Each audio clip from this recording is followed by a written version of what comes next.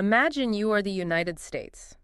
For 80 years, you have written the rules of global finance. Your currency is king, right? Yeah, your institutions, like the IMF and the World Bank, they essentially dictate global development. Exactly. And then, well, seemingly out of nowhere, a group of nations representing roughly half the human race bands together and basically says, you know what?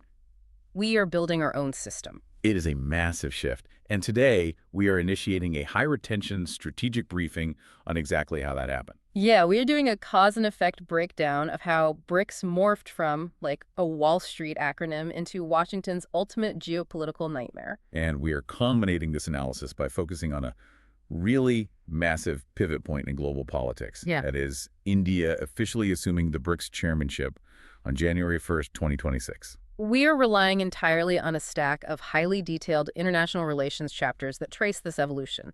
So if you are preparing for a high-level examination or, a strategic professional briefing, this session is engineered for you. Absolutely. We aren't just going to list what happened. We are going to dissect the why and the how.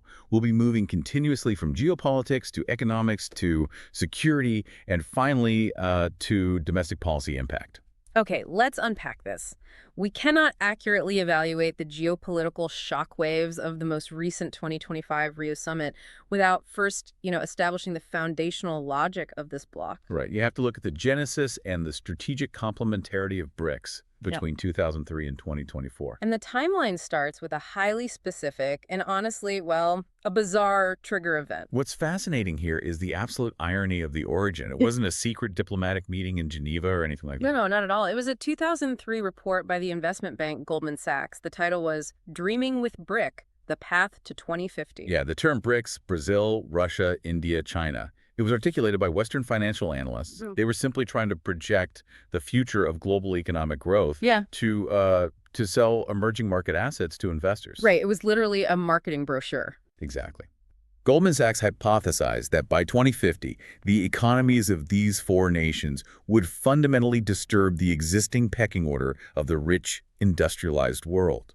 The report explicitly projected that the collective wealth of the BRIC countries would eventually outstrip that of the G7. But this is where it gets really interesting, where the geopolitical adaptation actually occurs. Oh, absolutely. The source material emphasizes that these four countries looked at this Wall Street thesis and actively adopted it as a formal tool for international diplomacy. They basically reverse-engineered an investment thesis into a geopolitical battering ram. Yeah, but to understand why this actually worked in practice, why it wasn't just a gimmick, we have to look at the root causes and the strategic motivations, specifically the economic engine of this grouping. Right. It operates like a perfectly designed closed-loop supply chain. So true, and that supply chain analogy is the critical mechanism to understand their initial complementarity. If you want to lock this into your memory for your brief, you need to break down the macroeconomic profiles of the original four members into two distinct pairs. Right, okay, so pair number one.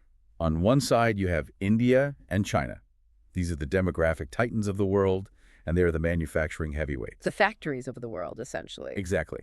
But to sustain that massive, unprecedented manufacturing output, they are completely dependent on external energy resources and raw materials. Right. They are the engines, but they desperately need fuel. Precisely. And then on the other side of the equation, you have Brazil and Russia. These two nations possess entirely different economic profiles from the Asian giants. I mean, they are the world's premier raw material suppliers. Yeah, the source notes that Russia is one of the largest producers of hydrocarbons globally. Right, oil and gas. And Brazil, meanwhile, is a global leader in biofuels and massive agricultural commodities. So you have the factories of the world located in Asia and the fuel and raw material sources located in Eurasia and South America. Exactly. But it goes much deeper into the geography and the security implications. How so? Well, there's another layer of geopolitical proximity highlighted in the text. Brazil and Russia are politically closely aligned with Venezuela. Oh, which is obviously a massive global oil producer. Right. Furthermore, Russia, India, and China are highly acceptable, deeply integrated partners to the Central Asian raw material suppliers. And that's a region possessing immense landlocked energy resources. Yes. So mechanically what they built was a web of energy security and geoeconomic resilience. Yeah, when you link the manufacturing demands of New Delhi and Beijing with the hydrocarbon output of Moscow and the biofuel and agricultural capacity of Brasilia. And then you factor in that extended network reaching into Venezuela and Central Asia. You establish a completely self-sustaining economic ecosystem. I mean, they don't strictly need the West to produce or to consume. That was foundational logic. But, a static grouping doesn't change the world order. No, it requires institutional expansion. Which brings us to the evolution of the membership. Let's trace that chronology strictly based on the text. The first major expansion was initiated when South Africa sought to join the grouping. Right, and they started that process in August 2010. Yes, and by December 2010, South Africa was officially invited. They attended their first summit in April 2011. That specific moment is when BRIC officially became BRICS with an S. Exactly. It gave the bloc a vital foothold in the African continent. But the true paradigm shift, the actual geopolitical earthquake, occurred in 2024. Oh, the 2024 mega expansion. The grouping executed a massive strategic move here. They brought in 5 new full members. Right. Egypt, Ethiopia, Iran, the United Arab Emirates, and Indonesia began its integration process. Now, the text also notes a crucial caveat you must remember for any exam. Saudi Arabia was officially invited, but as of the source parameters, they have not yet formally joined. Good catch. If we connect this to the bigger picture, the inclusion of these specific nations in 2024 fundamentally alters the geopolitical center of gravity of the bloc. Right. We are looking at a transition from a purely emerging market economic dialogue to a formidable geopolitical coalition. One that now encompasses critical global energy choke points and maritime security zones. Let's actually map that out because the geography is the strategy here. By integrating Iran, the UAE, and Egypt, BRICS expands its footprint across the Middle East and North Africa. But more importantly, look at the waterways. Yeah. They are securing influence over the Suez Canal via Egypt. And the Strait of Hormuz via Iran and the UAE. And the broader energy supply chains that power the entire global economy. I mean, they are essentially putting toll booths on the world's most critical maritime trade routes. Which brings us to the statistical weight of these stakeholders. As an exam-oriented deep dive, you really must commit these exact figures to memory. Absolutely crucial numbers here. Following the integration of these new members, the 11 BRICS countries together now account for 32% of the world's land area. Wow. They represent 47% of the global population. Nearly half the planet. And crucially, they constitute 35% of the world's GDP. Think about that for a second. 35% of global GDP. A group that started as an acronym coined by a New York banker now controls more economic wealth than the traditional G7 empires. Yeah, and this demographic and economic mass is the foundation of their primary objective. The text states their goal is to diversify the growth of the world economy and act as a driving force for the democratization of international economic relations. Right, and we need to decode that administrative terminology for your brief. Please do, because it sounds very bureaucratic. Well, democratization of international economic relations is polite diplomatic speak for fundamentally reshaping the global financial architecture. Ah, I see. The BRICS members share a common understanding of the causes and consequences of global economic crises. They largely attribute these crises to the structural imbalances of Western-dominated financial institutions. Because in those institutions, voting power is tied to historical wealth rather than current population. Exactly. So their objective is to leverage that 47% share of the global population to force an alteration in the shape of the international financial system. Okay, wait. I need to push back on this idea of some unified, harmonious, global South utopia here. Fair point. Because the source material explicitly outlines the inherent drawbacks of the BRICS grouping. I mean, we aren't talking about the G7, which is made up of advanced, highly industrialized, politically similar democracies with a shared security umbrella. No, not all. The BRICS members come from vastly diverse civilizational traditions. They have markedly different national interests and highly divergent economic profiles. That is a critical observation, and the text addresses it directly. Exactly. The text explicitly cites Sino-Indian strained relations as a primary drawback. And let's be real, India and China literally have soldiers clashing on their Himalayan border. There is profound internal friction. So, mechanically, how does this actually work? How does India benefit from sitting at a table where Beijing exercises immense economic gravity? Doesn't New Delhi risk just becoming a junior partner in a China-led anti-Western club? That is the defining strategic dilemma for India. And understanding how New Delhi navigates this is vital for your analysis. Okay, how do they do it? The mechanism works precisely because it is fundamentally different from a formal alliance like NATO. The text specifies that the BRICS mechanism is not in competition with other mechanisms. Right. It is designed to be open, transparent, inclusive, and, most importantly, it follows the absolute principle of consensus building. Ah, consensus building, meaning China cannot dictate terms unilaterally because India effectively holds a veto on collective BRICS actions. Precisely, just as every other member does. Okay, that changes the dynamic. For India, BRICS serves as an indispensable bridge for communications and exchanges between developed and developing countries. It serves India's core doctrine of strategic autonomy. Exactly. By maintaining a leadership role in a grouping that holds 47% of the global population, India ensures it is not relegated to the sidelines of the global south. And it allows India to manage its complex bilateral dynamic with China within a multilateral, consensus-driven forum, rather than facing Beijing entirely alone. Yes, it prevents a unipolar Chinese dominance within the developing world. It allows India to project its economic and diplomatic priorities on a massive platform without ever compromising its independent foreign policy. Or its security commitments in the Indo-Pacific, like its participation in the Quad. Right. India uses BRICS to balance China from within, while using Western partnerships to balance China from the outside. Okay, let's lock this first phase into your memory. We're going to initiate a rapid revision recap. Active recall is the best way to retain this. I'm going to prompt you, the listener, with 2 active recall questions based on the structural genesis we just covered. Take a second to mentally retrieve the answer before we provide it. Here is question 1. Which financial institution first articulated the concept that would become this geopolitical bloc, and what was the exact title and year of that report? Just think back to the irony of its origins. Okay, the answer is Goldman Sachs. The report was Dreaming with BRIC, The Path to 2050, published in 2003. Excellent. Let us move to the second active recall prompt. Go ahead. Question 2. Following the 2024 and 2025 expansions to an 11-member roster, what are the precise percentages of the global population and world GDP held by the BRICS nations? You really need to know these numbers. The text states they account for 47% of the global population and 35% of the world GDP.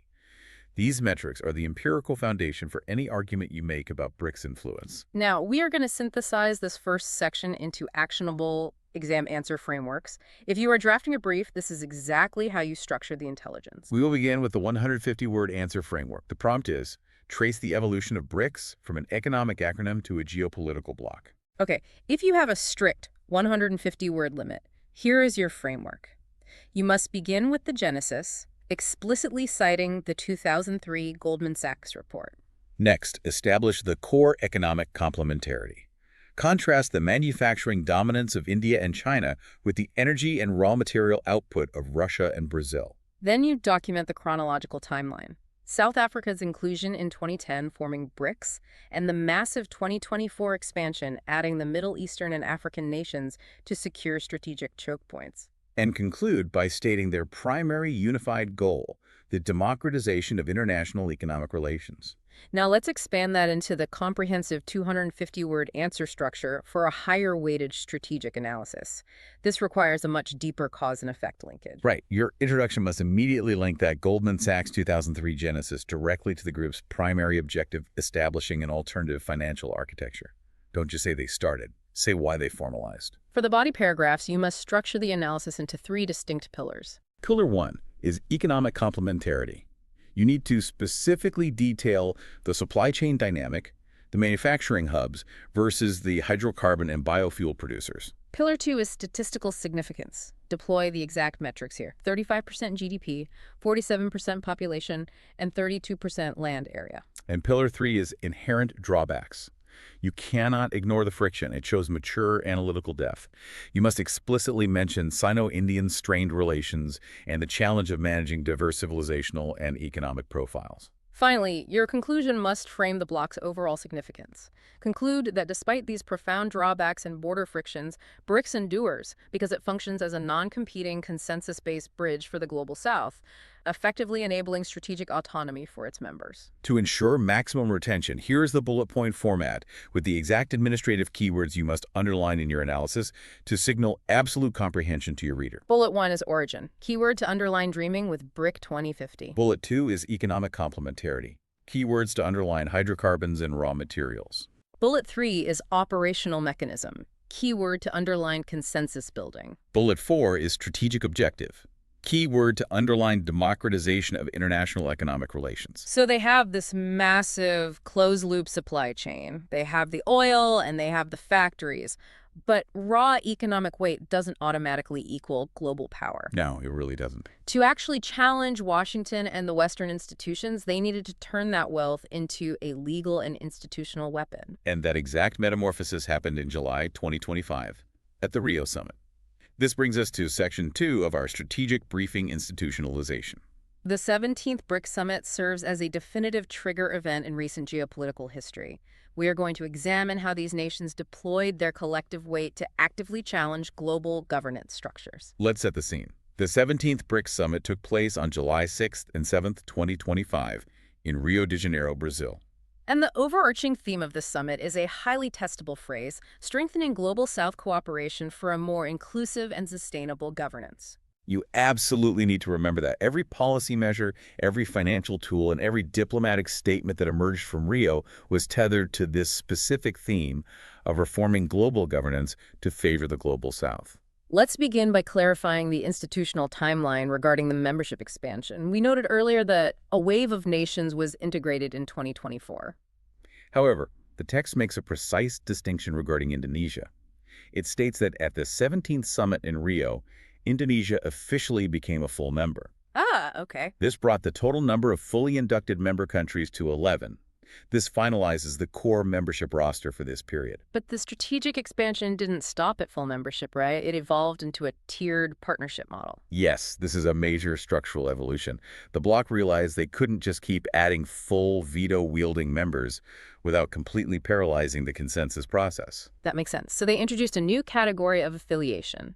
At Rio, 10 nations were officially welcomed as BRICS partner countries. For a comprehensive brief, you must document these 10 states explicitly. Let's list them. They are Belarus, Bolivia, Kazakhstan, Cuba, Nigeria, Malaysia, Thailand, Vietnam, Uganda, and Uzbekistan. And we really need to look at the map to understand the geopolitical implications of those 10 specific partners. Let's break it down by region. By integrating nations like Vietnam, Malaysia, and Thailand, BRICS is embedding itself deeply into the Asian economic architecture and the broader Indo-Pacific supply chains. Wow. Okay. And Africa. Partnering with Nigeria and Uganda consolidates influence in sub-Saharan Africa. That is a critical zone for rare earths and emerging markets. And adding Kazakhstan and Belarus fortifies the Eurasian land corridor. Right. Finally, pulling in Cuba and Bolivia deepens their institutional footprint in Latin America, literally right in Washington's backyard. It is a systematic encirclement of the global South. They are creating a vast network of emerging economies structurally aligned with BRICS objectives. And what exactly are those objectives? Let's analyze the institutional and legal dimensions that emerged from the summit. The source material outlines a foundational document, the Rio de Janeiro Declaration. The Rio Declaration is essentially a legal and diplomatic manifesto for multipolarity. The leaders explicitly reiterated the urgent need for reforming global institutions to better represent developing countries. And they didn't speak in generalities here. They specifically targeted 3 entities for structural reform. What were they? The United Nations, explicitly including the UN Security Council, the World Trade Organization, or WTO, and the Bretton Woods institutions, which refers to the IMF and the World Bank. Now, let's pause and explain the why here. Why target the Bretton Woods institutions specifically? Because right now, voting power in the IMF and World Bank is largely tied to a country's financial contributions historically. Right, which heavily favors the United States and Europe. The U.S. literally holds veto power over major IMF decisions. Exactly. The BRICS nations, with 47% of the global population, view this as structurally biased and obsolete. But demanding reform is a slow process. At Rio, they didn't just ask for reform. They initiated active geoeconomic strategies to bypass the system entirely. This is a vital transition from rhetoric to operational policy. The text highlights discussions at Rio advancing a cross-border payments initiative. The strategic logic here is unequivocal, and it's a direct threat to American financial hegemony. The objective is to reduce reliance on the U.S. dollar for trade settlements. This is the operationalization of de-dollarization. Let's break down the mechanics of this because it's crucial. When we say de-dollarization, what we really mean is bypassing the plumbing of global finance. Right. Right now, if India buys oil from the UAE, they often have to convert rupees to dollars and dollars to dirhams using Western-controlled clearinghouses and systems like SWIFT. And that dollar dominance gives the U.S. a massive kill switch via sanctions. If Washington cuts you out of the dollar system, your economy literally suffocates. Exactly. By advancing this cross-border payments initiative, BRICS is trying to build an entirely separate plumbing system. By facilitating trade directly in local currencies, like rupees for dirhams or rubles for yuan, they insulate their supply chains from external shocks, and most importantly, from potential Western sanctions. And alongside this payments initiative, we have a major institutional move from the new development bank, the NDB.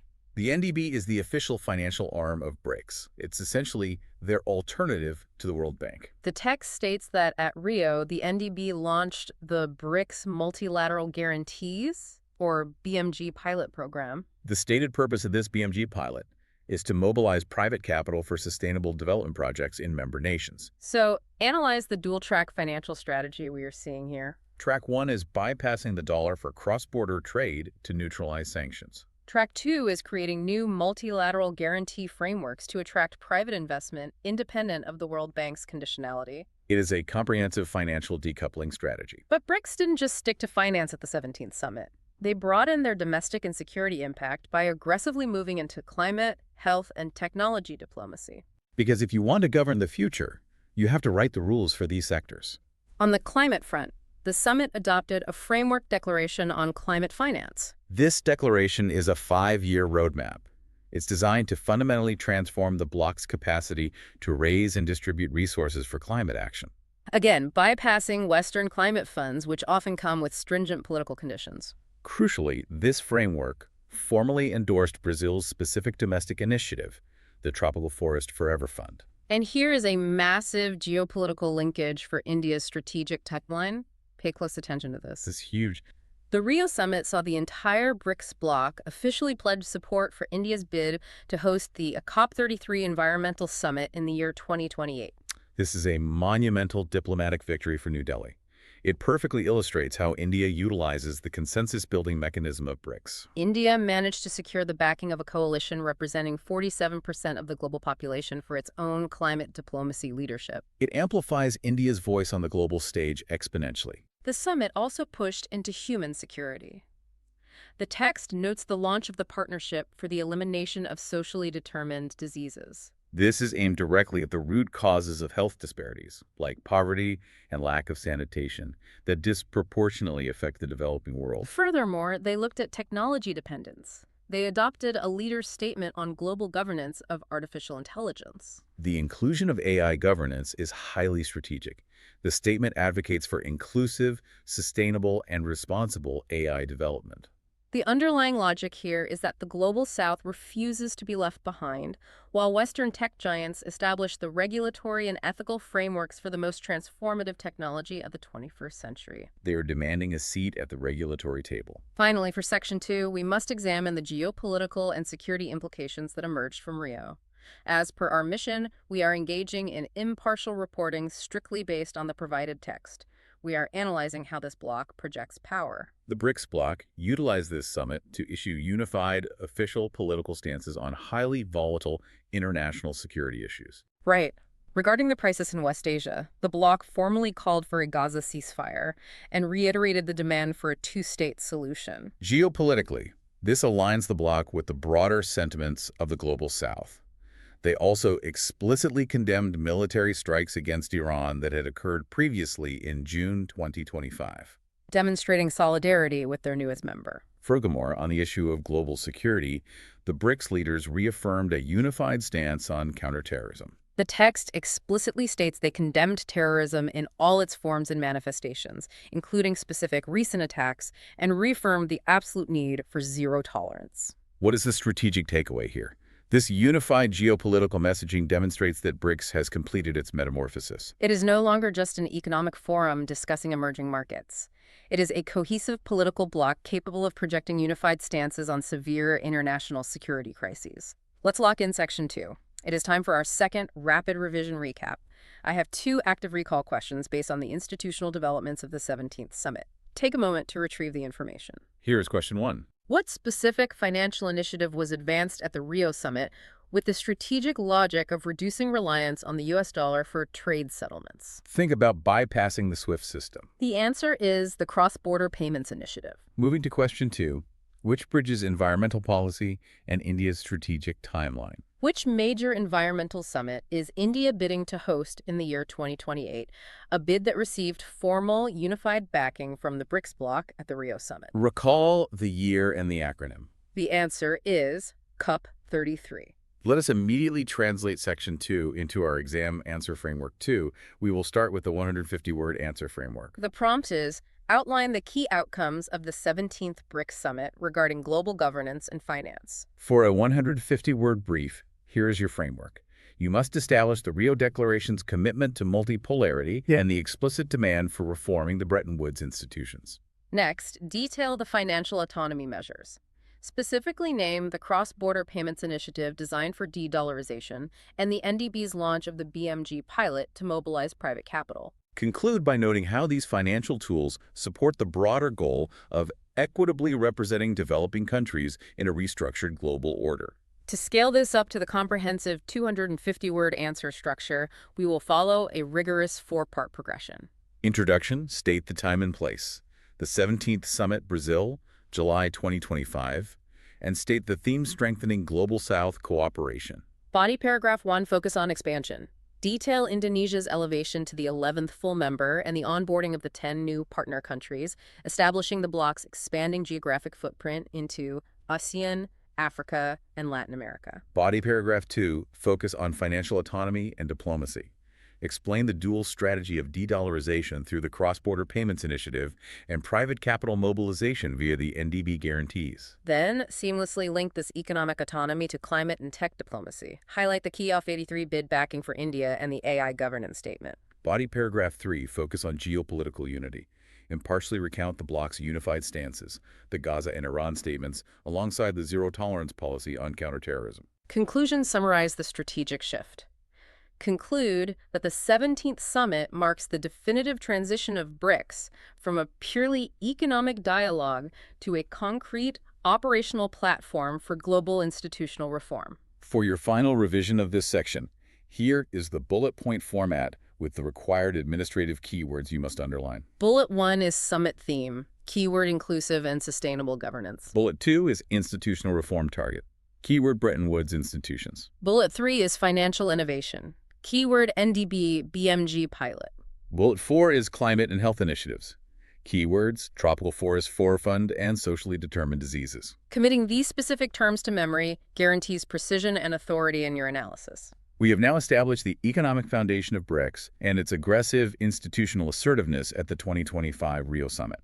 But in geopolitics, every action has an equal and opposite reaction. This brings us to Section 3 of our strategic briefing, the hegemon's dilemma. Right. You can't just announce you're building a rival plumbing system for global finance and expect Washington to applaud. Definitely not. The institutional consolidation at Rio, particularly the overt pushes for de-dollarization and global governance reform, well, it directly exacerbates friction with the reigning global superpower. We must analyze how the United States views this expansion and, crucially, where this immense geopolitical pressure leaves India. The source material provides a dedicated analysis of why the U.S. is fundamentally against BRICS and why it has explicitly criticized India for being a member of this organization. To understand this, we have to look at the root causes and strategic motivations purely from the perspective of the United States. Let's use an analogy here. Think of the current global order like a massive corporate monopoly. The United States is the CEO, and the IMF and World Bank are the board of directors. For decades, they've run the global economy. Right. And from the U.S. perspective, BRICS isn't just a union of developing nations complaining to HR. They view BRICS as a coalition aggressively acquiring shares to launch a hostile takeover of the board, while simultaneously building a rival startup next door just in case. That is an incredibly apt way to frame the root cause of the tension geopolitical competition, specifically competition with China.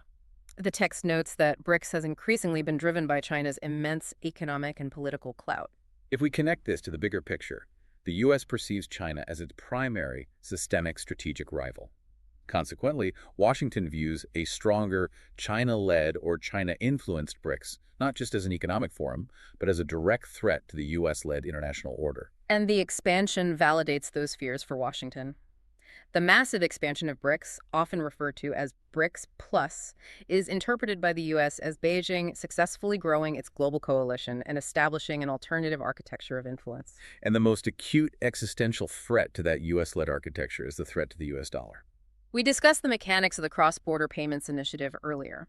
From the U.S. perspective, institutions like the New Development Bank and the persistent efforts to trade in local currencies are perceived as highly calculated moves to reduce global dependence on the U.S. dollar. The text even states that discussions on a unified BRICS currency, even if it's purely symbolic and far from becoming a reality right now, are seen as a direct challenge to U.S. monetary dominance. And as we established, dollar centrality isn't just about economics, it's the foundation of U.S. global economic leverage and its ability to enforce sanctions. Which leads directly into the security implications, specifically regarding the alignment of some BRICS members with U.S. rivals. The text points out that Russia and China are explicit competitors or adversaries of the U.S. Following the Ukraine war, Russia's continued presence and influence within BRICS places the bloc directly in contract with Western sanctions regimes. Exactly. The U.S. is deeply concerned about BRICS evolving into a political platform sympathetic to Moscow or Beijing. This concern has led to heightened Washington scrutiny on all BRICS initiatives, especially those facilitating financial or technological cooperation involving Russia and China, because the U.S. views it as a mechanism for sanctions evasion. We can take your corporate monopoly analogy a step further. From the U.S. perspective, they see BRICS morphing from a trade bloc into what the text explicitly describes as the optic of an anti-West alliance. Consider the new entrants we detailed from 2024. Iran, Egypt, Ethiopia, the UAE. This broadens BRICS into energy-rich, strategically critical regions. And this is where the geopolitical chess gets really complicated. Even when U.S. partners, like Egypt or the UAE, join this group, they aren't doing it to become enemies of America. They are utilizing BRICS to assert their own strategic autonomy. They want options. So the U.S. sees BRICS acting as a geopolitical magnet, pulling countries in the global south away from exclusive Western influence and providing them with viable alternatives for development finance, technology, and diplomatic support. That is exactly the cause and effect chain. The U.S. views this as zero-sum competition over global south influence. When BRICS champions issues like reforming global governance, resisting unilateral Western sanctions, or providing alternative development finance through the NDB, it inherently challenges U.S. influence in Africa, Latin America, and Asia. Ultimately, this culminates in the American fear of a fragmented global order. A multipolar economic and political system inherently reduces the U.S.'s ability to shape global rules. When BRICS is increasingly vocal about UN Security Council reforms, IMF and World Bank reforms, and aggressively opposing unilateral sanctions, they are directly challenging U.S. preferences and structural dominance. So let's synthesize the pressure points for your attention. According to the text, BRICS is under intense pressure from the U.S., mainly because it does 5 specific things. Number 1. It enhances Chinese and Russian strategic space. Number 2, it seeks structural alternatives to the dollar and Western institutions. Number 3, it rapidly expands into a major global south platform. Number 4, it explicitly challenges U.S. dominance in global governance. And number 5, it actively attracts countries seeking strategic autonomy away from Washington. Which brings us to the domestic impact and the ultimate geopolitical pressure point, the impact on India. How does this overwhelming U.S. pressure uniquely affect New Delhi? Because India is in a vastly different position than Russia or China. India finds itself at the absolute fulcrum of this geopolitical tension.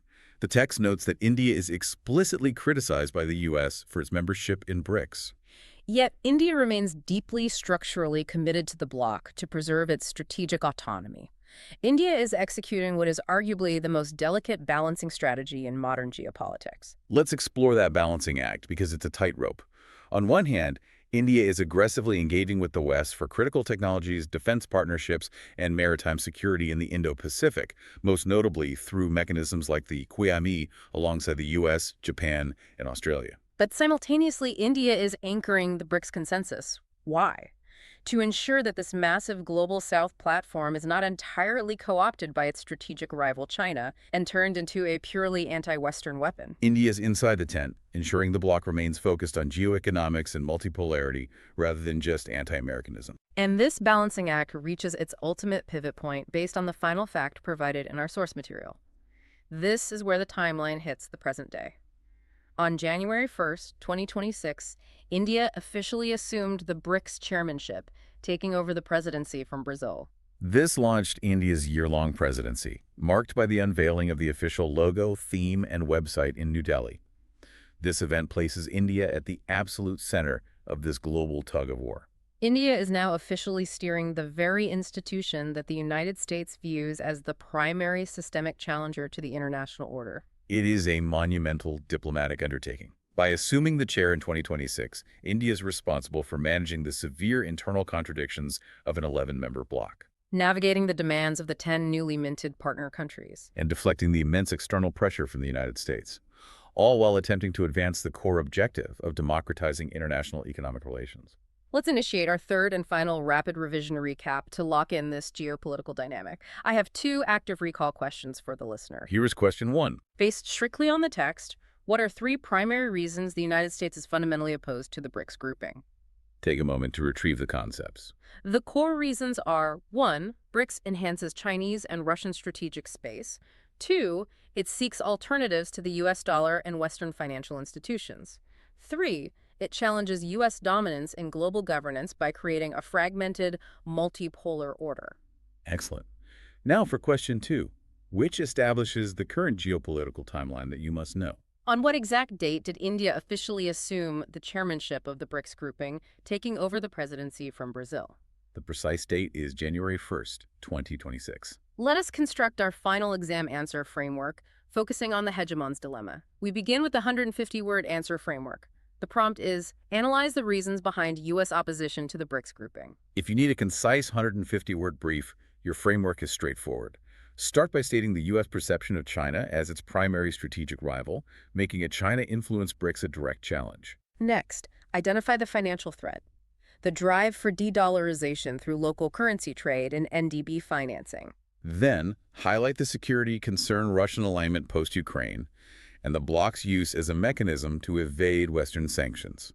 Conclude by noting the U.S. fear of a fragmented global order as BRICS expands into a massive global South platform competing for influence. To elevate this into the comprehensive 250-word answer structure, we will deploy a multi-layered analysis linking geopolitics, economics, and security. Introduction: define the paradigm shift.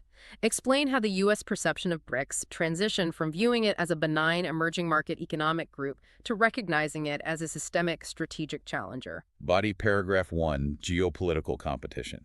Detail the U.S. anxiety over China's coalition building and the expansion of BRICS Plus into an energy-rich alignment across the Middle East, Africa, and the Indo-Pacific. Body paragraph 2, financial and security threats. Explicitly link the NDB and local currency trade to the undermining of the U.S. dollar. Explain the attempt to bypass the dollar plumbing. Transition into the security realm by discussing Russian alignment post-Ukraine and the bloc's unified stance against unilateral Western sanctions. Body paragraph 3, the India factor. Analyze the pressure on New Delhi. Explain how India's membership is criticized by the U.S. but serves as a vital tool for India to balance China from within and maintain its strategic autonomy. Conclusion. Summarize the core friction.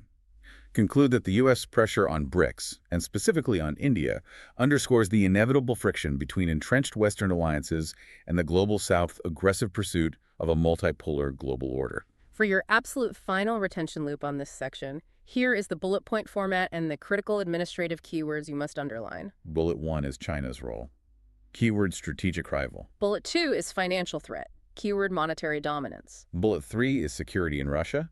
Keyword Western sanctions. Bullet 4 is member motivations. Keyword strategic autonomy. Bullet 5 is U.S. strategic fear. Keyword fragmented global order. Embedding these specific terms into your writing demonstrates an elite understanding of the source material's geopolitical nuances. As we approach the conclusion of this strategic briefing, we must execute a final revision capsule. We need to rapidly synthesize the entire cause and effect chain we have constructed today. Let's trace the unbroken line. We began in 2003 with a purely theoretical economic concept from Goldman Sachs. That concept was diplomatically weaponized, based on the profound resource and manufacturing complementarity, the supply chain of the original four nations. This led to institutionalization and the addition of South Africa in 2010. The geopolitical landscape then shifted massively with the 2024 expansion, bringing in critical energy and maritime nodes like Iran, Egypt, Ethiopia, and the UAE.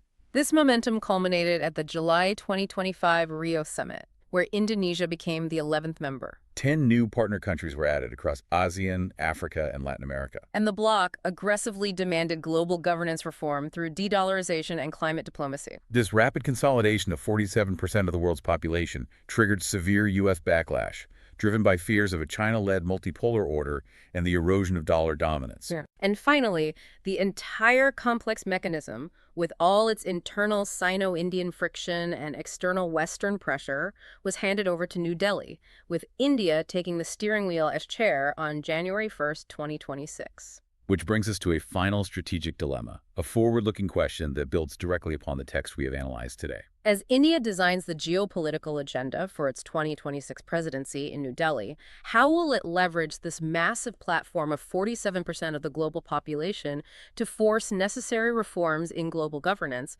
without allowing the bloc to fracture the global order entirely or become merely an anti-Western instrument for its strategic rivals? That is the defining question of international relations for this year. The answer will determine the architecture of the 21st century. For those listening, I strongly advise you to review your active recall frameworks and the specific keywords we highlighted throughout this session. Your attention of these strategic linkages, from the 2003 Genesis to the 2025 Rio Declaration to the 2026 Indian chairmanship, is now complete. Maintain your structural discipline and apply these cause and effect chains to your strategic analysis.